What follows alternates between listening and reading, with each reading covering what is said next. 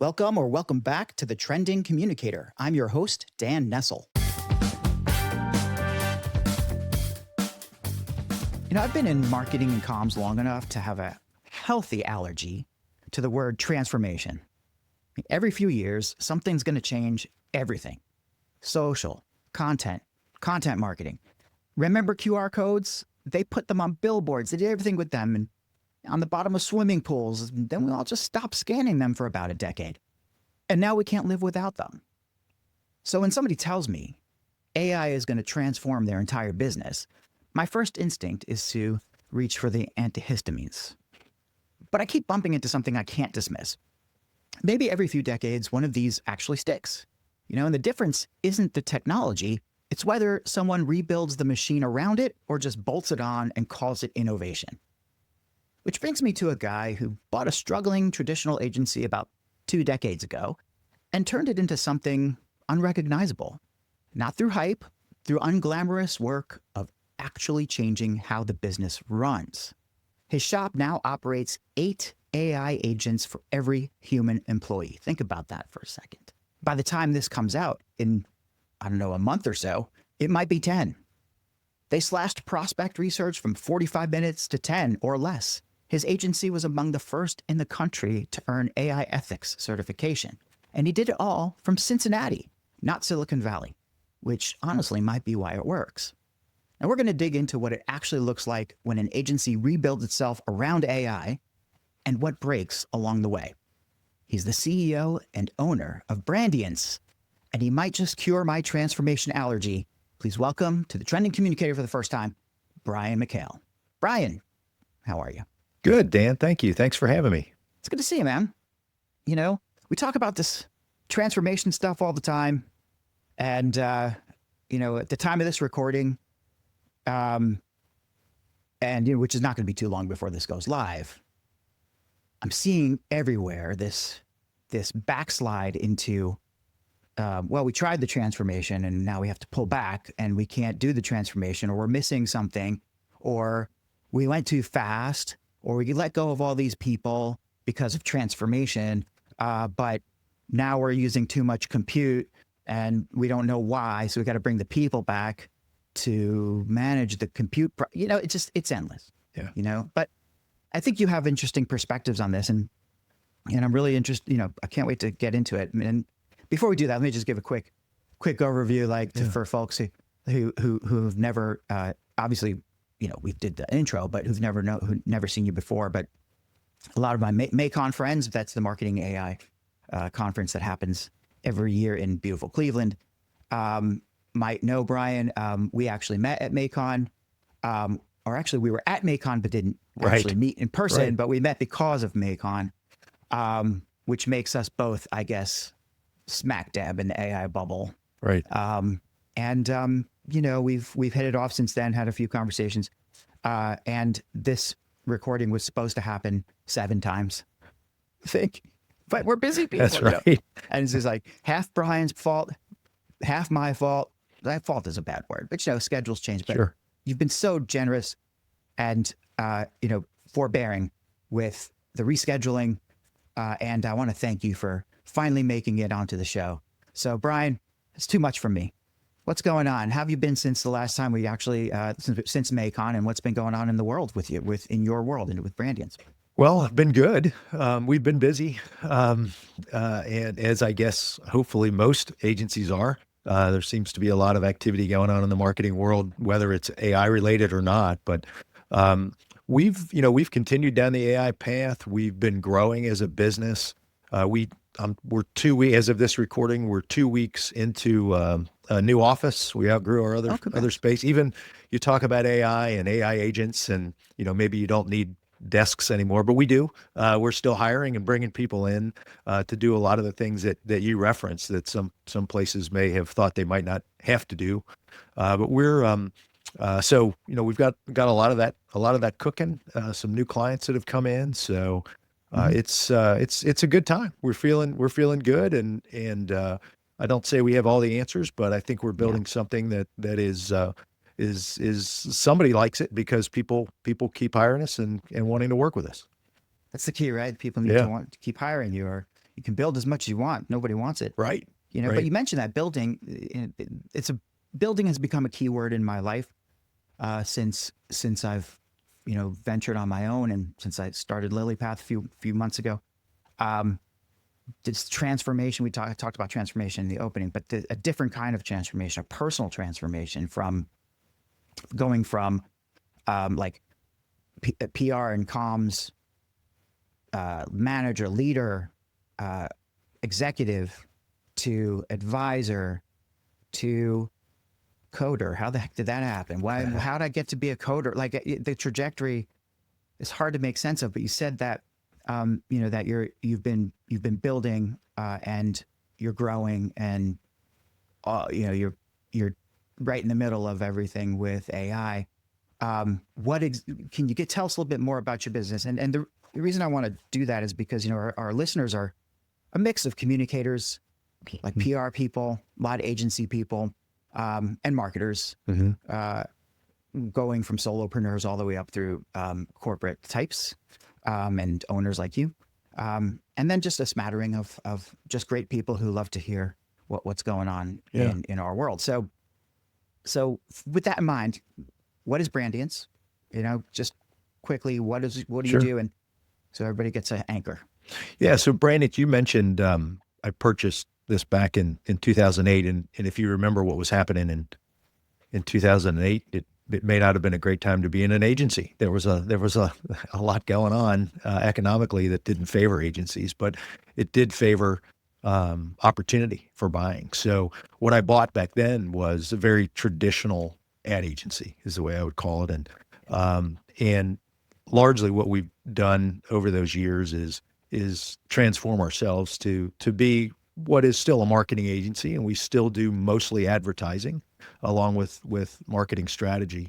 But we tend to focus in three categories: retail category, so retail chain brands, those types of things, restaurant chains as well, and then in the healthcare area as well. So those are our three areas that we spend most of our day, and there are a lot of similarities between them, even though there might not initially seem like there are. But the consumerism, the retailization of healthcare is really why we ended up getting into that space, because we had been doing it so well for true retailers, and there was a whole industry out there that didn't quite know how to connect with consumers, and so we've been able to jump into there, and like you said, we've been trying to be as AI forward. I would describe us as AI forward, not AI first. Yeah. And I think that gets into some of your comments about what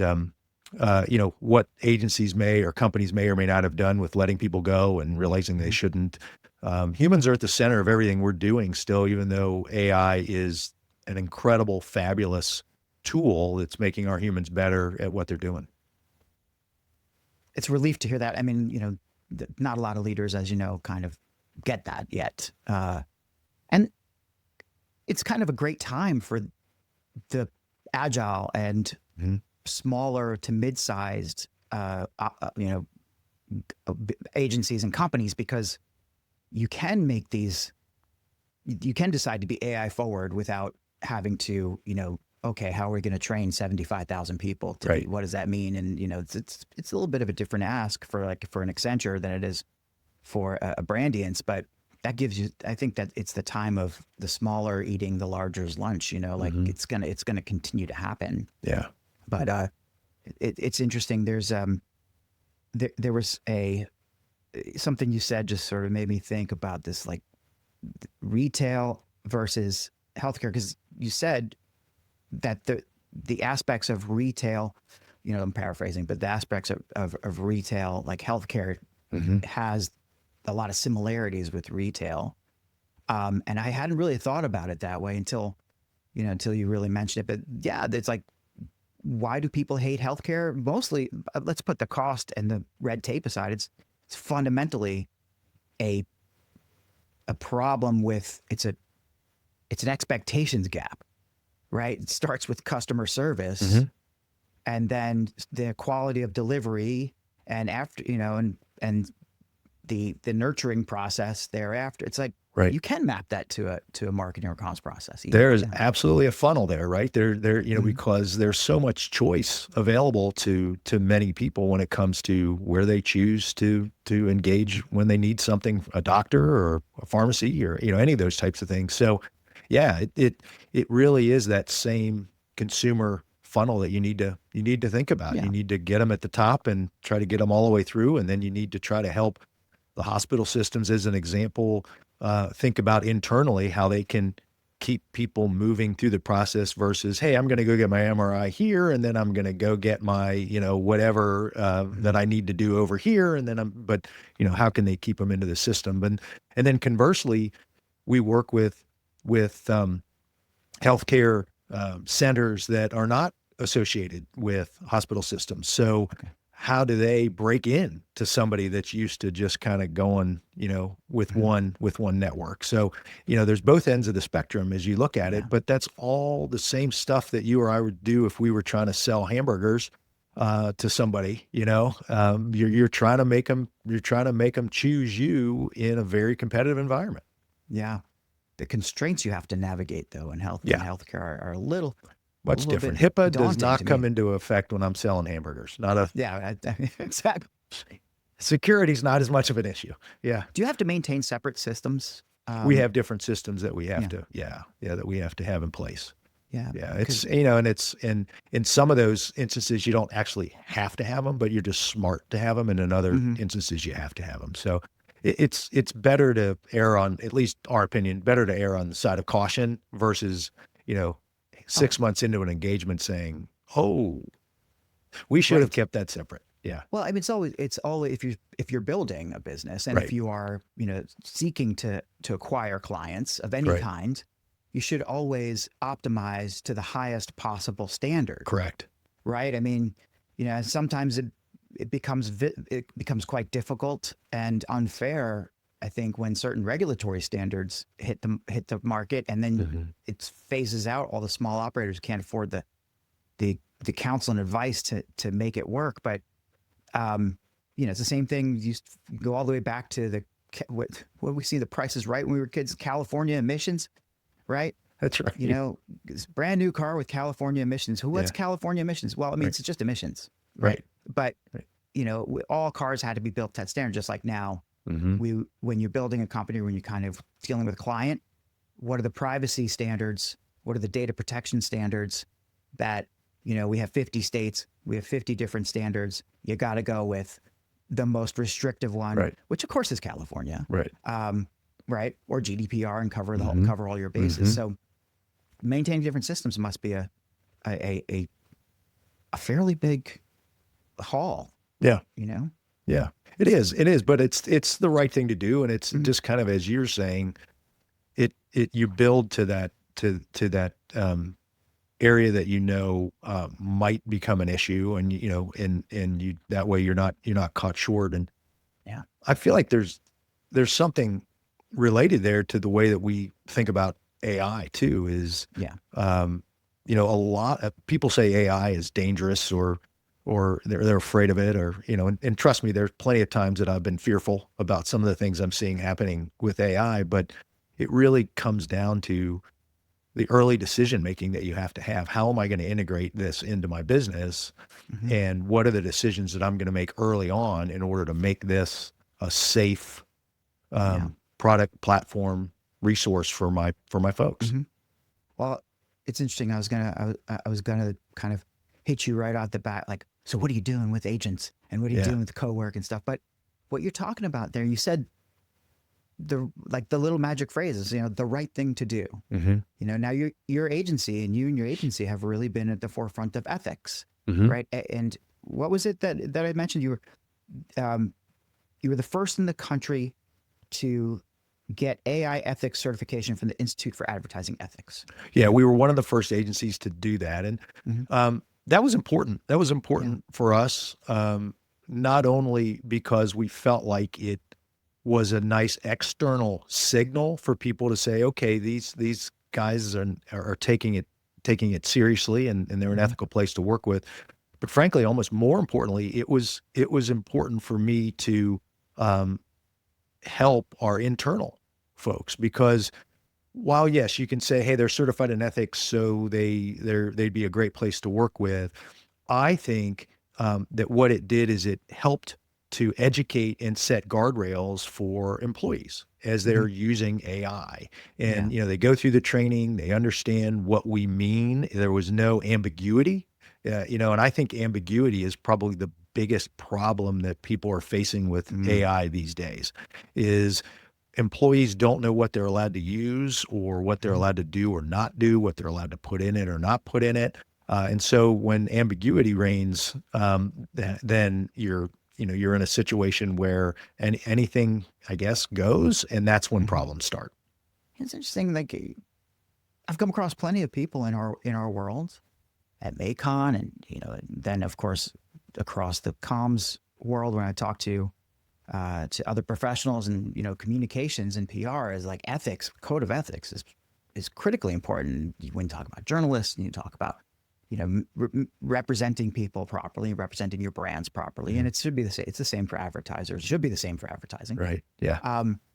But like, I don't know. I feel like when people start talking about ethics, it's like, if they're almost accusatory, right? Like, oh, are you doing it ethically? Yeah. Like what? Like, oh, but you can use AI, but you're cheating. So how do you get? Like when we say ethics, it just means it's your anti-cheating policy. And I feel like it's so they oversimplify it so much, but they also make these really negative assumptions about the people working with AI. And hey, granted, if you're a professor and you have 200 19-year-olds who need a good grade to get to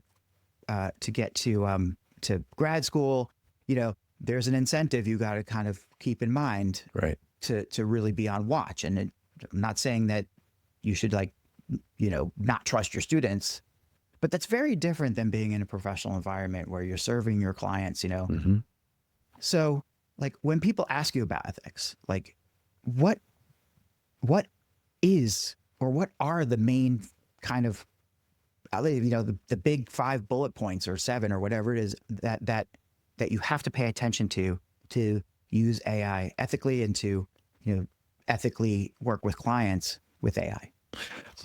The first word that comes to mind for me is just transparency, because using AI or not using AI, either way is just fine. You'll get work done and you'll probably have a great output either way. But if you're transparent about when you're using AI, you give the client or the brand the opportunity to either raise their hand and say, hey, I have an internal AI policy that doesn't allow me to do this for that reason. And a lot of large companies and even midsize now aren't allowed to use it. So as long as you're transparent about how you're using it, and then getting that buy-in from the brand, I think is great, because that leads to brand authenticity. And is authenticity necessarily tied to ethics? Probably not, but I think it certainly is an outcome that if you're being ethical, then you're being authentic to who your brand is, or in our case, we're being authentic to how we like to work and how we like to present ourselves. And authenticity in the AI world, I mean, we see it every day. Sometimes those two, they both start with the letter A, but they're, AI and authenticity, but they're not necessarily always aligned because there's just so much fake stuff out there, because you can do it if you want to do it. But I don't care if somebody creates something that's not real, just tell me that this is AI generated, then I can make an educated decision about whether I care to view it or not view it. Yeah. So we got transparency. We've got don't do fake things. Right. Right. Yeah. I mean, sometimes I think it's as simple as that, and be authentic to your brand. Yeah. But it's also but it's also then going back to, the getting our people certified in ethics. It was just another way, like I said earlier, for them to have some guardrails, and they know where they can play, and they know if I'm getting near the edge of this box, or if I'm starting to step outside this box, I need to really step back and think about it, or go talk to somebody and understand whether I'm allowed to go there or not. Because a lot of times when people make mistakes with AI, it's not because they intended to do something they shouldn't have done. It's because they hadn't thought about it earlier in the process. Yeah. Maybe that's maybe that'll roll up into ethics at some point where you have a responsibility to think things through. Right. Before you even start, a project or a prompt or whatever you're doing. I mean, if you're doing it for yourself and you're just experimenting, it's one thing, but just like with anything else, I think we're learning, or let's say the clients of AI are learning that it's not less work, right? It's not reducing your work, because the planning, the understanding, the part of working with AI that makes or breaks the AI session, as it were, or the AI activity is being able to give it that upfront information and instructions and knowledge and resources and what it needs to get the job done. That's on you. Right. Right. And I think that's probably an ethical call now. I mean, I don't know, maybe we need to talk to Rebecca Boltzma about it or something, but there's a really strong, I think, tendency for people to just go into AI and just ask a quick question and go from there and let it snowball. And they don't realize that they're headed for an incredible discovery or disaster. Right. But don't you? One thing you said, just kind of, I'm curious if you'd agree with this, but I feel like as leaders that are playing in this AI space or running businesses or creating things like you're doing and building, as leaders, our role has moved more upstream when it comes to AI and content. Because as an example, I'll take our own Brandiance marketing. Pre-generative AI, my content team would come to me and say, okay, Brian, here's the Brandiance marketing content that we want to put out. And I would review it and I would give a thumbs up, or I would make some edits, and then we would move on, and something would get published or put out there in some way.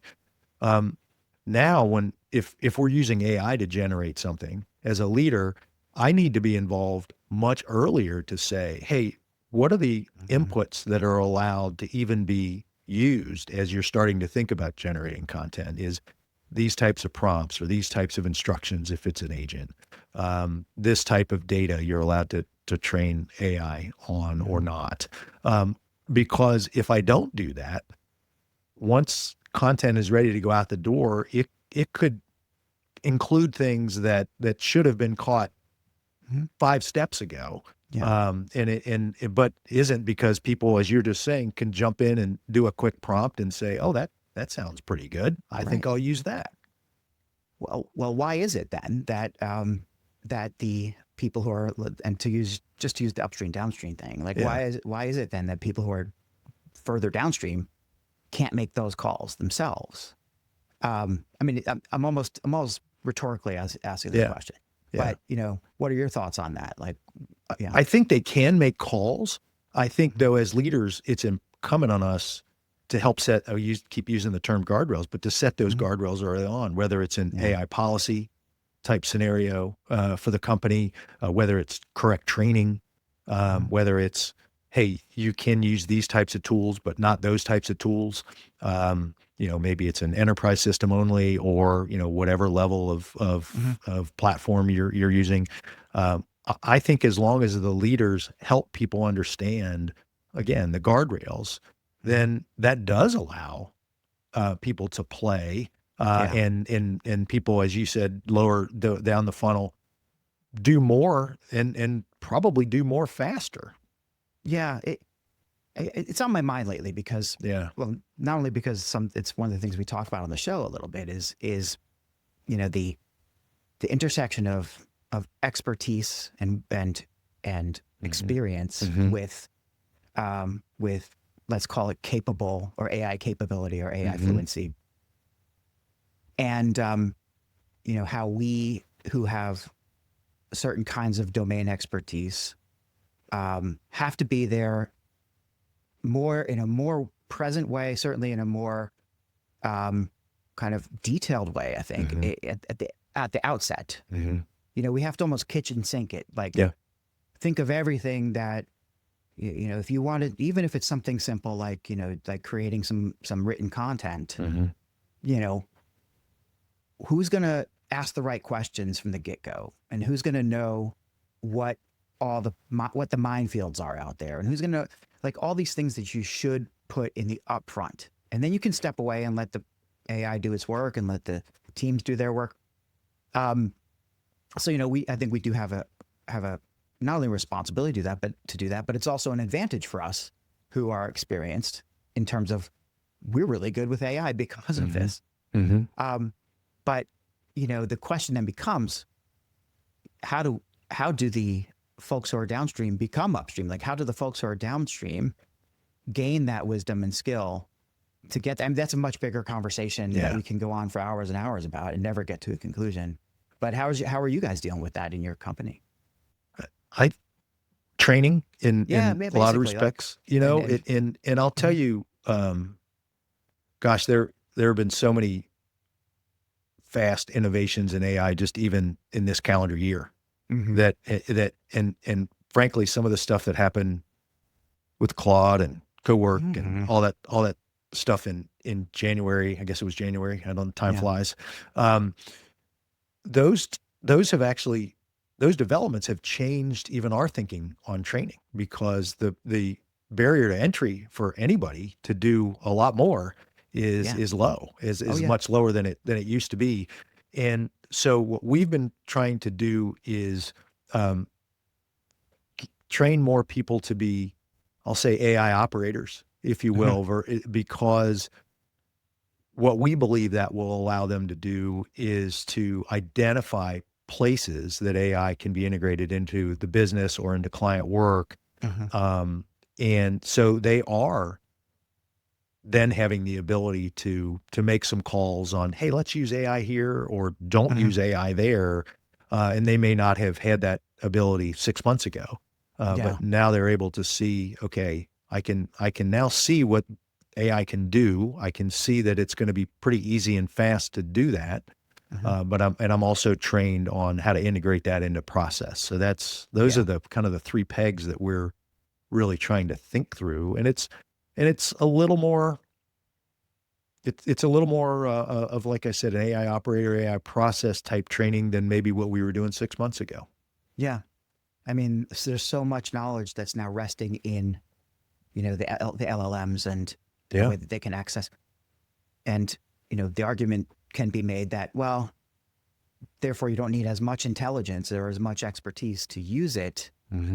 Or no, you need even more, because, you still have to be on top of it. And, like one example, because things change, as you said, and because there's a lot of, I guess we could call it like hyper-localized or like situationally unique circumstances that co-work or anything can't account for. You have to be there, like in the loop, as it were, to make it work. So, like, one of the examples that's been coming up recently is, with Claude co-work, which, by the way, is like my soul. I mean, like, I love co-work. I mean, everything about Claude. I've been a Claude person since I was always on the Claude side rather than if there are sides, if it's a Coke and Pepsi thing, and and Claude is Pepsi, then I've been Pepsi all the way. But, but like every tool has their use, and you should never really think of a task from the perspective of the tool. You should think of what tool to use from the perspective of the task, if you have the luxury to do that. Agreed. Yeah. But what I was going to say is, like with co-work, like all of a sudden you have, like, when it came out, a few months ago, it was like, it's the SaaS killer, or, whatever, you don't have to need these services. And then you have people who are, a 17-year-old kid could build a little business and create contracts and like have like a Claude legal plugin and have their LLC before, no time, blah, blah, blah. Right. Right. Well, then a ruling comes down from the federal courts that says, oh, anything you do in AI is no longer, is not, does not benefit from is not covered by attorney-client privilege. Mm-hmm. And, granted, for like a proposal or something, it's not that big a deal, but Right.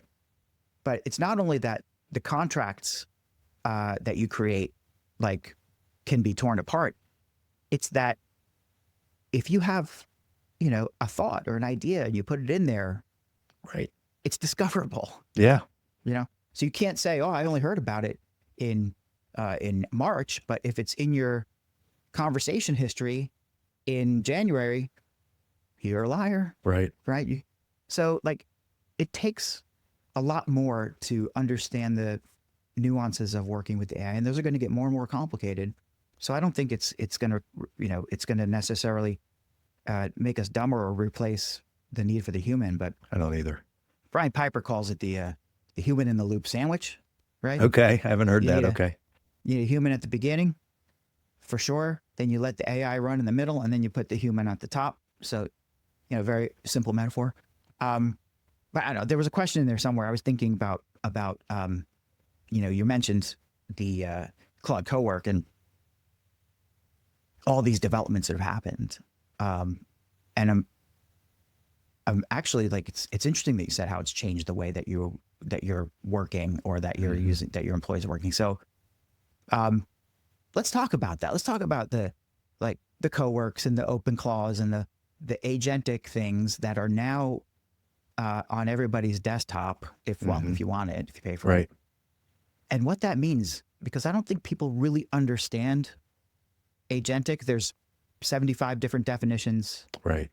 How do you, what do you think of, like, how do you define that? And how are you guys approaching these tools? And how would you recommend that our listeners approach these different tools? I think, and of course, as long as you're using, and which tool you recommend as long as it's Cowork. Thank you. That's right. Everything. You need the little banner at the bottom for Cowork. Anthropic should pay me. Hello? Yeah, exactly. Yeah. Well, we can work on that for you. I think the way we think about agents, we tend to think about them less as one-offs and more. And we use the term, and it's not our own term, but we use the term playbooks. Where we tend to step back and say, one agent typically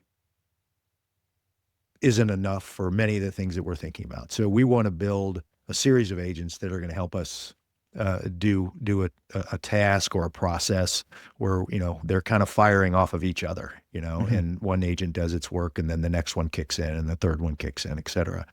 And we've been doing that for a while. We haven't changed our philosophy so much around playbooks, because they tend to be the highest value things that we're creating right now. Those are the ones that I see our people continue to move to or use more often. And as you mentioned earlier, we've got about eight AI agents for every person, and we've built a lot of one-off AI agents. Whether those are brand persona type things or helping us communicate more effectively with a particular brand or client, based on their rules and regulations and the way that we need to send things their way.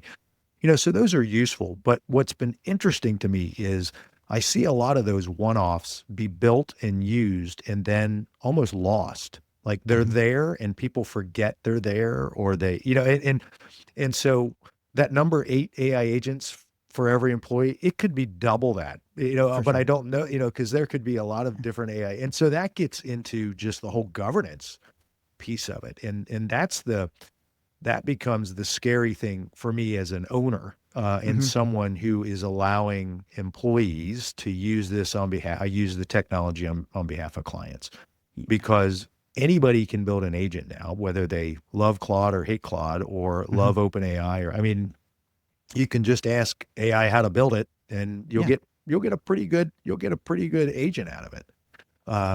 But for us, again, it's more about what are those more detailed and in-depth processes that we can pull together to create these playbooks.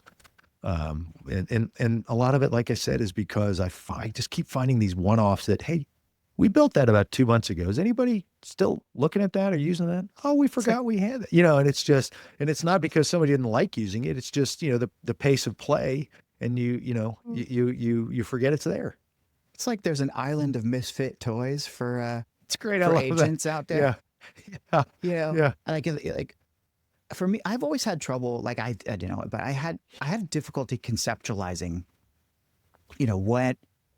when I'm doing something that's agentic and when I'm doing something that's not agentic. Mm-hmm. And then I realized there's a whole bunch of different definitions, and I decided not to think about it anymore. Right. But it's worth thinking about now because, all right, you said that you're thinking in terms of playbooks rather, like you're creating playbooks, or the playbook is playbook synonymous with agent, or like, can you talk about that a little bit more? So we could talk yeah, sure. So for us, playbook is really just more of a process, right? A best practice or process. And so what we will do is we'll identify what operationally, I'll use internal as an example, what operationally we can improve, or that is redundant, or that somebody doesn't like to do, and they would spend a lot of time to try to get rid of having to do that ever again. And so we'll look for those opportunities, and then we'll sit back and say, okay, how can AI help? Or can AI help, or how can it help? And typically what happens is, in a process, there are going to be multiple steps. And so what we do within a playbook is we will build an agent for each step. And that agent, agent number 1 will do the research or discovery as an example. And then agent number 2 will do a different level of discovery, or agent number 3 will then pull that into a report format, or, being very simplistic with it. But those are those 3 agents together create a playbook. And so someone knows, if I need to do that process, I just need to initiate that playbook by doing whatever the human needs to do to initiate that first agent. And then the rest of the agents know what their jobs are once agent 1's done, then agent 2's done, and agent 3, so. Yeah. Okay. That's making it clearer for me. I started approaching this like, I wanted to improve a system, or, get something done easier, find a shortcut or whatever it is. And, when I started thinking about agents, you always hear from like the speakers out there, or for like the thought leaders, it's like, oh, you're going to have something that's going to be able to do this whole thing for you. So it's like, oh, I'll be able to just tell, like, and sometimes you can tell get close. Yeah. coworker something and say, look, I have this massive thing that needs to get done. Go and do it. So essentially, cowork is an agent of agents, right? But where I started to really hone in a little bit is like I started with automation, because I hate automation. Not as a concept, just it's a pain in the neck to do. Like, all the times people recommended Zapier or Make or N8N and all that, I'm like, okay, it can be done. I get it, but I just couldn't be bothered. And then when I started to realize, oh, that's one place where an agent can sort of take over, in many cases, where an agent can take over. It's still just as much of a pain in the ass to set it up, honestly. But for some reason, it's more enjoyable. But once it's set up, you just kind of let it go autonomously, and it'll do its thing when it does its thing. And the AI part of it is just is in its expanded ability to make judgment calls here and there, right? And know when to stop, or know how to hand off to something, and right. But that's of course all in the way that you build it, So start with the simple ones, So like I have a QC, quality control agent, running on the back end of my apps, right? That just, that it's all it does, it just sort of kicks in at a certain time, and it gives me feedback. It says, this is good, this bad. Oh no, we got to kick this back. So small thing. That's kind of the first one I created. And then, now I keep thinking of, okay, where else can it go? But I feel like most people don't know where to start with it, and feel like it's just too much of a leap of I don't know, leap of cognitive leap.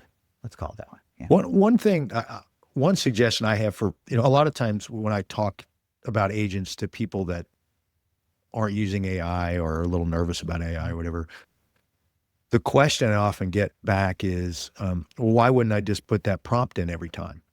Or I save that prompt. And it's, okay. You can do that if you want to recreate the wheel every time. But what an agent will do is allow you, through the instructions to kind of know what you want, and you tailor it over time. Yeah. And so, yeah, so to kind of your question of really simple versus complex, I think an agent can be extremely simple and very valuable.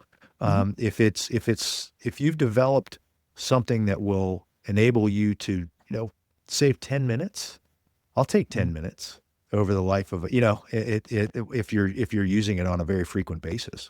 But one of the things I like about agents is the more you use them, you start to be able to fine tune them, change their instructions, make it something that is, I think, a little more valuable, just because you're not trying to write a prompt every time, and it's easier to engage with. And so frankly, I think you probably use it more because you don't have to think about, all right, what was that prompt or copy and paste prompt? You just go to your agent, click it, and have it do its thing. Yeah. I mean, you people say, well, but isn't that the same thing as an app or like, so, it's like, kinda. Yeah. It achieves something for you. Right. Those are just the simple ones though, right? Like the way that you can go with this, like look at Cowork or OpenClaw or one of these other things. You give it a task and you see, if you're like me and you find it entertaining to watch it, like, oh, well, what's it doing now? You can see so many different, it's engaging so many different processes and different skills. In Claude, it's a skill or it's a plugin. And, those skills are essentially, they can be agents because, they do a task, but it's usually a multifaceted task that requires several inputs, and it requires a little bit of, thinking and judgment calls, or, additional capabilities, right? That's where you start. To me, that's like in the line where you start to get into agentic. Like, does it accomplish more than one task? Is it using additional tools, like without you interfering with it, autonomously? Yeah. Right. Yeah. And then, okay, that's the baseline. And then where do we go from there? You're like, it's interesting. I've been, really focused on Cowork, and, I keep finding new use cases and new things to do with it. I don't find my life easier because of it at all. I find that, okay, now that I have all these, essentially this library of agents at my disposal, that's part of a big agent. Where does that take me? And then of course, a couple of days ago, well, last week, at the time of this recording, Anthropic goes and does this silly thing and releases Claude Design. And I don't know if you've seen Claude Design yet. I haven't played with it. I've read a lot about it, but I haven't. Yeah. Like, you build you can create a really robust brand book, like brand design, your brand design. I mean, and I'm just scratching the surface of it, I'm sure. But essentially, I took a few hours because it takes time. You have to put time in there up front. And I built out my brand, my design system within Claude Design. So, okay, Claude Design itself is a big agentic thing. Like you're uploading all this stuff, then the design is talking to itself. You can see what it's doing. Oh, I have to go and do this. Oh, what if I change that? And it's really incredible. And then it gives you the design assets and asks for you to approve them or to give more feedback. And you keep tweaking. It's like working with a designer, really, but fast. And I'm not saying better, just fast. So, I built this design system. I'm trying to redo a particular website right now. So I have this whole Claude Cowork conversation going on, which I started before Claude Design was released, but I never finished it. And I get back to it. I'm like, Okay. All right, here we go. So I just said, okay, hey, stop the press. I'm using Claude Design now, and I have a design system. It's going to make the rest of this conversation much easier, right? How should I deliver my design system to you, Claude Cowork? And Claude Cowork says, oh, it's easy. Do this, this, this, and this. No problem. It's not directly connected as far as I know, right? But for now. So yeah, I did that. I packaged up my design system in a zip file. Well, I did. I mean, Claude designed it for me. Yeah. Download this. Here you go. Here's your CSS. Here's your design system. Here's your whatever your brand guideline. Sort of dumped it into my Cowork, and I'll be damned. It's a heck of a website it's creating for me. I mean, better than anything that I've seen anybody do. Not because of their talent, but because of the focused brief that I can give the AI, right? That I can work through not that, where you work with a designer, you're like, that's not quite right. How do I, then you got 12 hours before the next thing happens, right? Right. But the point is, right, that this whole, like being in this agentic environment now is becoming the thing. And in your case, right, your agency needs to absorb what these tools do, right, and then figure out a way to package it not only for yourselves but for your clients, right? So are you going crazy with all this? Or do you find yourself like where you're drawing the line, and what are your clients asking for the most part? It's so interesting. Our clients aren't necessarily asking for anything other than what they've always asked us, and that's be better and be faster. And so, but I have yet to have a brand say to us, please use more AI. I've had brands say, don't use it for these types of things, but which is good, because I think a fear I have as a professional services organization, right, is someone coming and saying, I know if you use AI, you can do it faster. Well, yeah, but I can also get a lot of AI slop out of it and not give you anything that's going to help build your business. So that's the good news. I think for us, where do we draw the line, or how do we think about it? I'll use the brief as an example. You were just talking about the creative brief and how well you were able to tailor that. That's another use case for us for AI agents. I mean, we've built a playbook that generates a better creative brief than we had been doing when it was just us humans. And the reason is that it's an iterative process with AI, and it is asking some good questions of our humans as the humans are putting in the input into the creative brief, and getting to something that our creative teams are saying, our human creative teams are saying, this is better direction, or this is more complete. The AI is not allowing us to necessarily skip questions, or at least it doesn't allow us to do that without double checking and asking.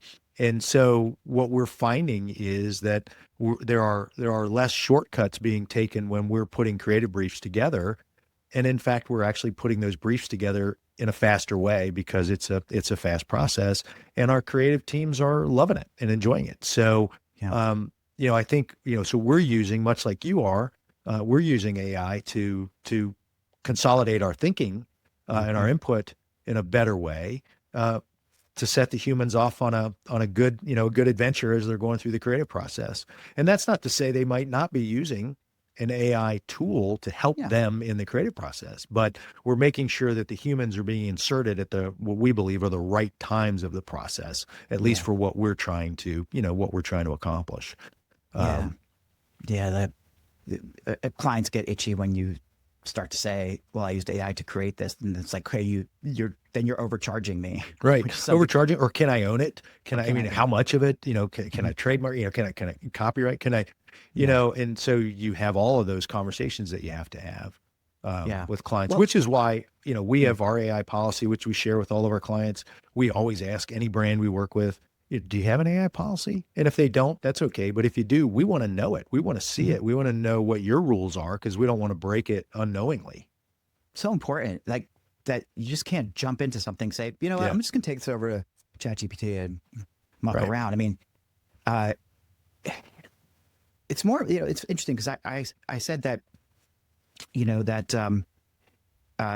clients might say, "Oh, well, you're doing this faster, so you should be charging less," which is anybody who's in our business know, like it's a knife to the heart, because like it's not about the hours, it's about the knowledge. Everybody should understand about the value. Sure, it's value pricing. Yeah. But what you said is far more interesting, which is, they're coming to you saying, "Can I own it? What's the what's the copyright stuff?" Which is a much more business critical conversation to have. Yeah. So those are smart clients. Like those are. Yeah. I want people like that to talk to me. Right. And I want to be able to say to them, "Well, yes and right, yes and no, or maybe." Yeah. Yeah. Because one of my biggest fears would be to give a client something, because the way we operate with all of our clients, right, and they own everything that we do on their behalf. And so my biggest fear is giving them something that they love, and then they want to go copyright it or do something, trademark. And I say, well, you can't do that. Sorry, I'm glad you like it, but you can't own it. Well, what good is that? Exactly. I mean, sometimes you can, sometimes you just have to you have to be aware, and that's a shifting. Right. That's the goalposts are moving on that field as well, right? Yeah. Yeah. I mean, I still love it though. I mean, I love being in the middle of all this, and sort of even not having answers is refreshing, right? Because it's maybe the first time that I can remember where, you're talking with a client or an executive or something, and it's like, "Look, I just don't have an answer for you," and they're like, "Okay." Mm-hmm. Right. They don't get angry. It's not like, it's back. It takes me back to like the early internet days and being in the industry during that time where, nobody knew how to think about it. And then the .com comes in, the .com busts. I mean, all of this stuff was going on and everything was changing quickly, but didn't change as fast as the way it's been changing right now with AI. Right. And I mean, that's a whole thing in and of itself. Like we talked about transformation at the beginning, and people are jumping but and I've said this before on my show, like how many people or how many companies still talk about digital transformation in their annual reports or something? Like probably none now. They've replaced it with, AI transformation or whatever, but that never finished. Like the transformation is supposed to finish. So there's a fundamental flaw in this whole, or in this whole idea of transformation, because nobody knows what the end looks like, and there are interested parties that don't want it to end as well, right? There's a whole, there are many industries that are really milking the idea, this whole transformation thing, and not that you shouldn't help companies. It's just like it's in their interest to keep transformation conversations going, and we hope that they're ethical about it. There's a couple other things like that I wanted to really, kind of learn about, not about Brandiance, also about what you're doing with agents, about what you're doing with tools but let's just look at, as we sort of start to bring this home a little bit, what is keeping you up at night, and like, what is the kind of runway ahead or the future ahead, as far as for you and for Brandiance? Yeah, I think what's big questions, a lot of questions in there, really. So I think what's keeping me up at night, specifically as it relates to AI, is I used the word governance earlier. It's trying to continue to keep a handle on how AI is being used within my organization, because I am a big proponent and I want people to use it in the right way. But everybody's got it on their phone, and so it's really hard to regulate all the time what's going on if we're not being clear with what those regulations should be. And so it's just I'm always thinking, are we telling people what they need to know and to allow them to be able to operate? The other side of it is just the pace of play in technology as it relates to AI. I obviously run a company and do some other things as well. Staying up on AI is darn near impossible. I think if any, I mean, that's why I love places like you mentioned, Macon and things, people that's their job, is to try to just figure out what the hottest things are and let us know what those are so that we can get them in bits and pieces and try to decide where we want to focus our energy, because it's just impossible. One of the things we did that I really like to try to help people in our organization understand what was going on in AI, but also get their hands dirty, because I think it's something that you can talk about it all day long. If you're not in it or using it, you just don't get it. That's right. And so we did, we had a year last year where everybody had a bonus goal, a bonus tied to an AI project. And they, we set some parameters, and they got to come to their manager and say, here's what I think I could do with AI. And it might have related directly to their job, or it could have related to something else that we were doing.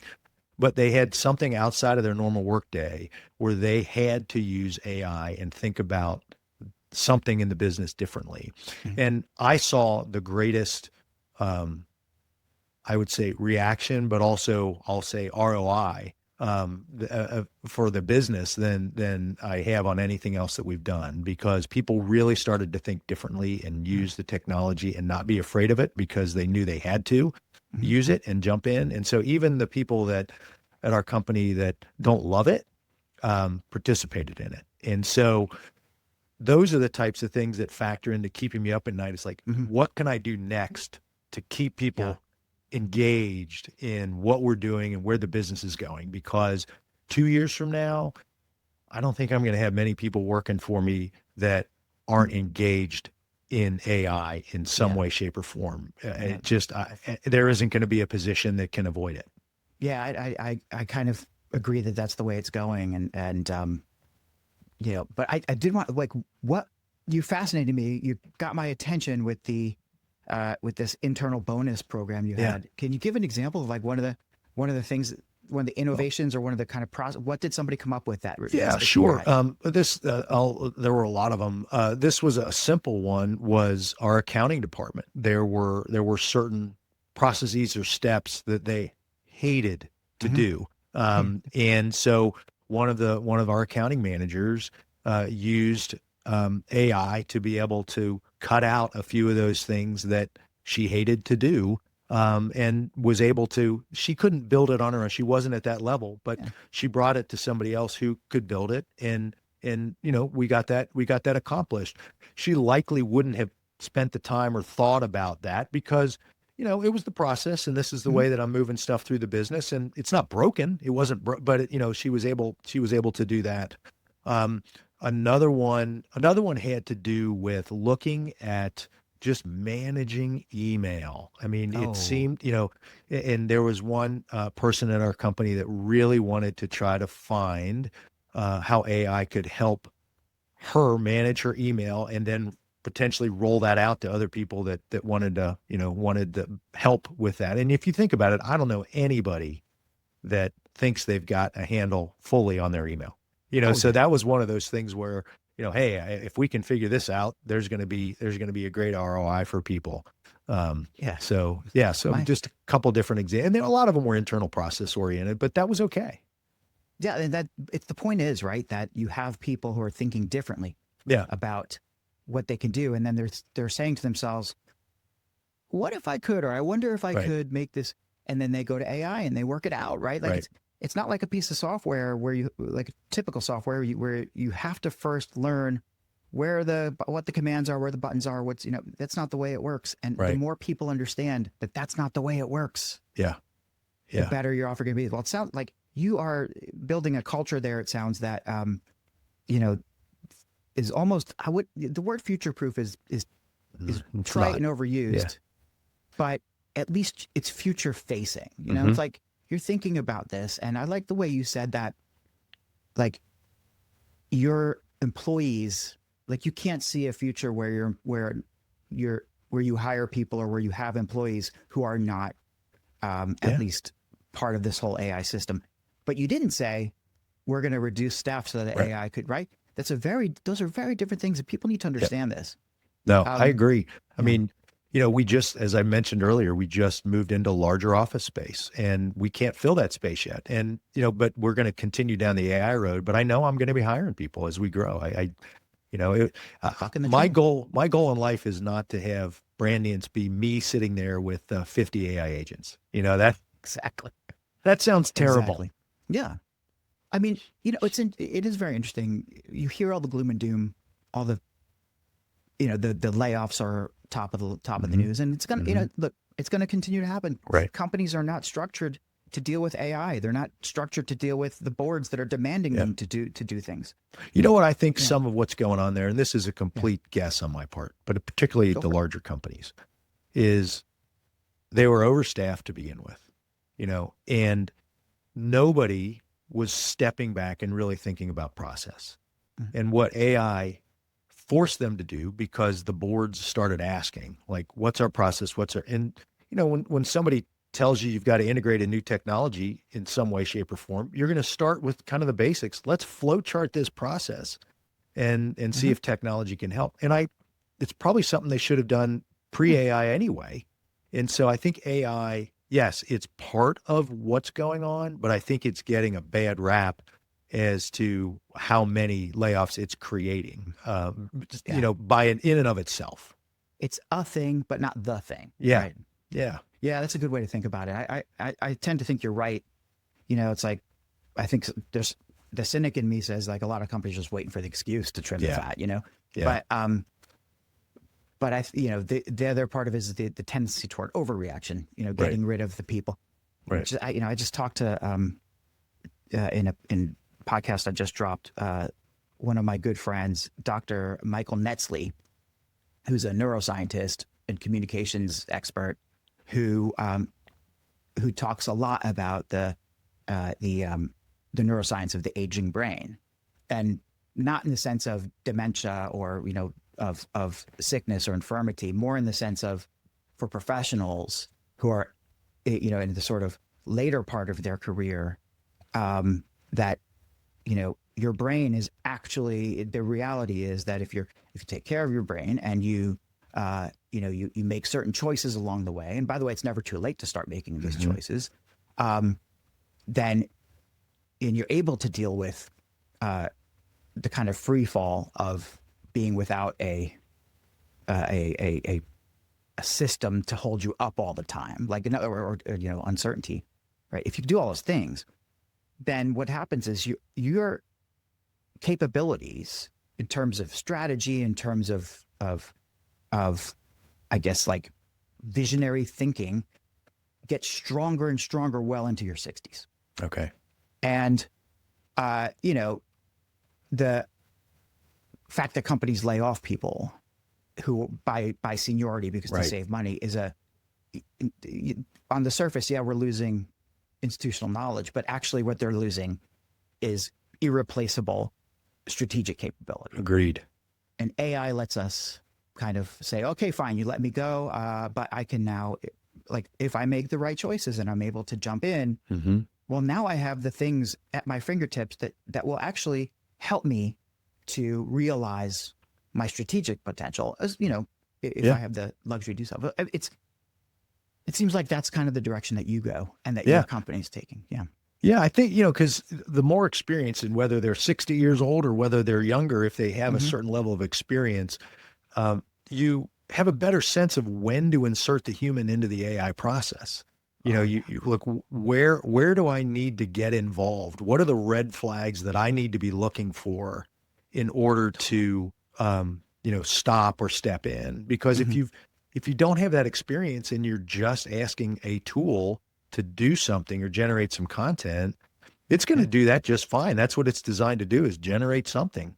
But if you don't know when to say when, or when to call a timeout, which frankly really only comes with experience, then you're kind of crossing your fingers and hoping that the tool does what you want it to do. Yeah, I love that. If you don't know when to call a timeout, I've been trying to figure out how to phrase a few things, and that's going to help me out. I might steal that. Good. Fair warning. Well, look, Brian, there's a lot more we wanted to get into.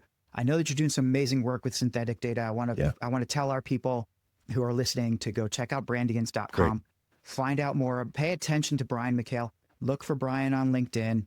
And there's a lot of Brian McHales out there, but just look for the one in Cincinnati who runs Brandiance, and he's the right one. And any place else that people can find you, Brian, so brandience.com. And again, it'll be spelled properly in the notes. Yeah. No, LinkedIn's primarily the best place. Yeah. Yeah. We also have a podcast that's on YouTube and Spotify and Apple and all of that. It's called Go Beyond. So we have fun in that space too. Yeah. And are you the host of this? Of I podcast? do host that one. Yes. Okay. Yes. Well, we couldn't get a better one. And so yeah. Sure, it's Yeah. Yeah. But that's fun. It's a fun thing that we started about a year ago. So. Amazing. Well, look, Brian, it took us like 6 or 7 or 8 times to get this right, but we got the timing right. We got together. I would love you to come back on the show at some point in the future. This is a lot of fun. And if I don't see you at Maycon, I'm sure I'll see you sooner now. Like, I feel like we've got a lot to talk about. Yeah. So everybody out there, Brian McHale, Brandiance.com, check him out. And Brian, thanks so much for being on the show. Thank you, Dan. Thanks for having me. It's been fun.